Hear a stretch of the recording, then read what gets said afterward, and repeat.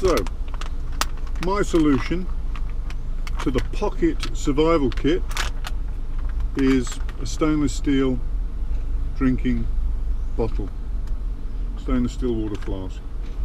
It's kind of maybe stretching things a bit. You need a big pocket, but it's still, I think it still qualifies as pocket size.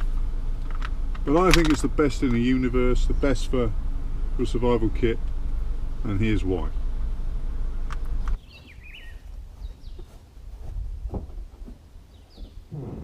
So I want to waffle on about survival kits. I've actually had a video in the pipeline on the survival kit subject, which I know has been done to death pretty much, but still, I was going to put my 2 penneth in.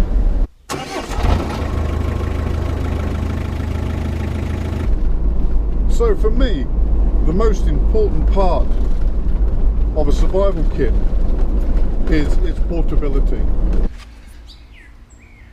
It's got to be with you. It's got to be something that you don't mind carrying every day.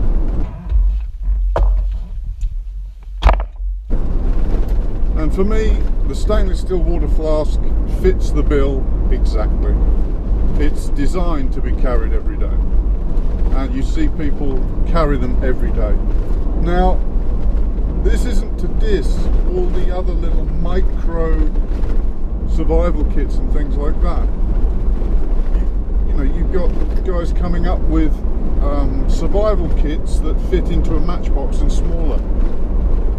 And you do get people that diss them, say, ah, they're no good, what a load of rubbish they are. If you're in a real survival situation, well, speaking of somebody that has actually been in quite a dire survival situation, I can tell you that even if you had a matchbox that had survival kit stamped on it and with nothing in it, it's still helpful, because morale, the thing that people forget is that morale is such a big factor. It's crucial actually. So, but anyway, I digress. So, in a nutshell, it's not to diss all the smaller survival kits. They're very useful. You get a lot of the Altoid kit is the classic. I'm not a big fan of the Altoid tin as far as a survival kit, because it's not big enough to really boil anything in any quantity, and it's not waterproof. In actual fact, it doesn't even stay latched. If you drop it, it'll come open and all the bits fly out everywhere. Survival kits, even the small ones, according to my philosophy anyway, I mean, we sort of set a task for the scouts to make up a survival kit. So you know, even the small ones, or the ones that perhaps don't cover everything, they're an excellent thought experiment, and it starts encouraging the lads to think ahead and to do the what if thing. So they're extremely useful just in that way.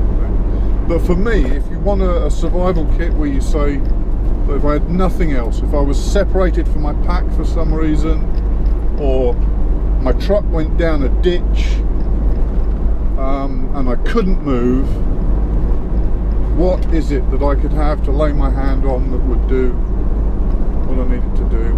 And for me, the minimum size is the water bottle. And remember, as Wild Camper 85 says, the survival kit will be put together according to the environment that it's going to be used in. You know, an aircraft survival kit is the size of a suitcase, and I can tell you also, as far as a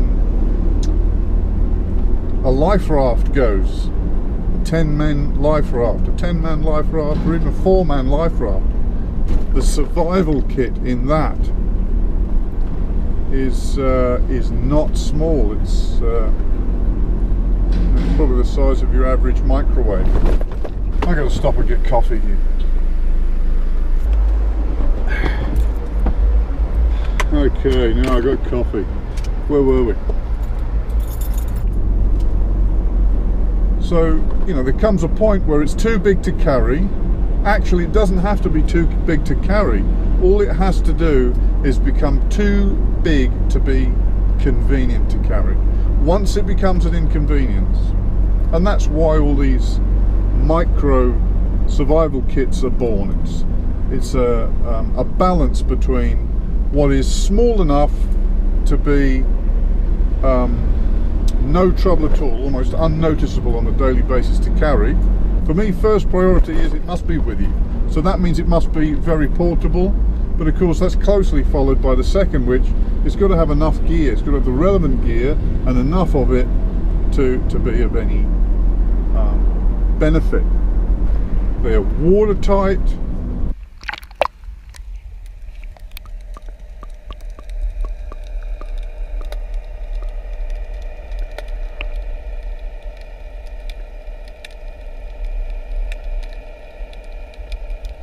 They float. It floats.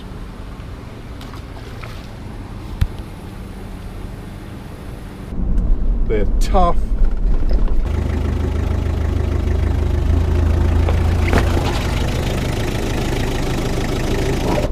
You can sterilize water in them. They're a container in themselves, and they hold lots of gear. The crush test didn't go quite as planned. I guess what do you expect if you run your water bottle over with a truck, right? But I figured that the geometry and what it was made of, it would stand up a little better than it did. However, despite the fact that it was horribly mangled, it still maintained its watertight integrity. It's still protecting the contents from water. It still floats.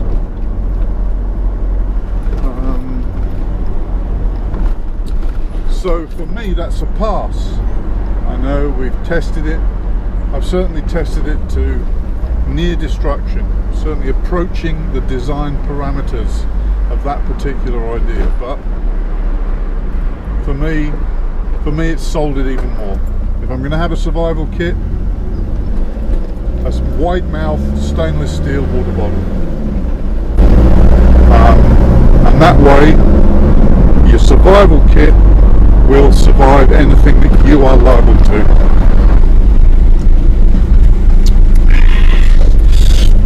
Yum! It's no longer very beautiful, but still in one piece. So starting, and I'm going to very quickly go through this and then lay it out and take a snapshot, because I figure this video has gone on long enough as it is, but just a quick whiz through and we'll look at the condition of what's in there and the condition of it. So, components. Stainless steel container, good for boiling your water, sterilising your water, carrying water. The bottom's polished up and used as a signal mirror.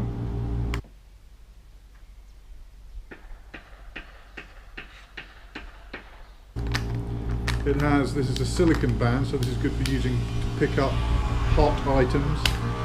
It's got some duct tape. It's got some duct tape wrapped around it. There's some Ranger bands around the top here, and this is, in English, a Jubilee clip, and what our American cousins call a hose clamp. I'll come back to that. So let's get into it and see what the damage is. First item, often overlooked, is a container or something to carry items in, because if your survival kit is going to double as a water carrier, where are you going to put the rest of your stuff? So there you go. This one's a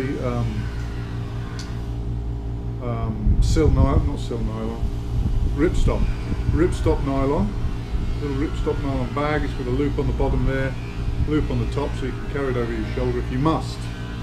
But that is, and I'm noticing it's a little damp, so the watertight integrity may have been compromised. So we've got, this isn't bank line, it's a braided synthetic line here. I think I've got a couple of meters of it there.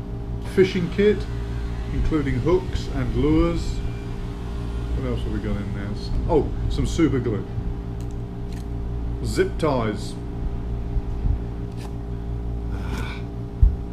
Okay, here we've got a prototypical survival tool that I was working on here. Held together with a Ranger band. And within there also there's a magnesium block with a striker, with a ferro rod, a thin ferro rod on one side.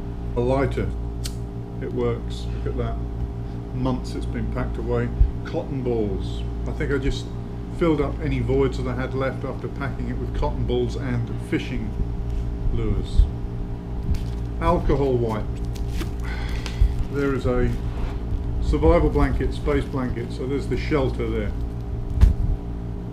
Magnifying glass, another source of fire. Heavy duty tin foil, 1,000,001 uses for that. Activated charcoal for water filtering. More cordage, stiffer polyprop stuff that's good for snares and things. More lures. Waterproof plasters, large line, 2 different grades, and I also have wire. And wire can be used to make a makeshift bail for the top of the container, and the hose clamp at the top there can be used to affix it, so that you don't have to tie any fancy wire knots or anything like that, or wire things up. So you can just use the hose clamp as part of the whole system. That's not the primary use of the hose clamp. If this is the survival tool, it's actually it's a cutting tool, but it can double. The idea is that it can double as a spearhead.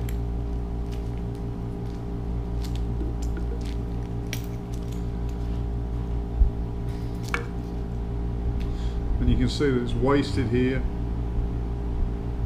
and it has holes drilled in it so that you can put lashings on it or wire it onto the shaft that you're going to use.